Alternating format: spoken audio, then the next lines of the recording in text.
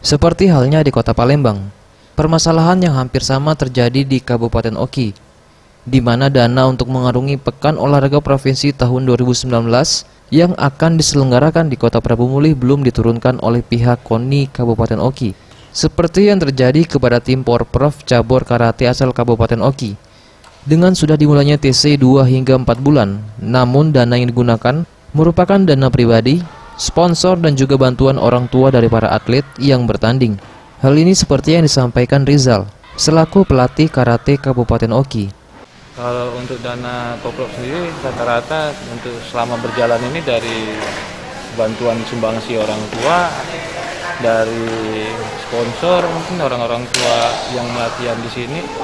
Untuk dari kabupaten belum ada. Insya Allah mungkin dari pihak KONI Kabupaten Oki itu akhir bulan sebelum mendekatin Porprov. Eza PM, Sriwijaya TV.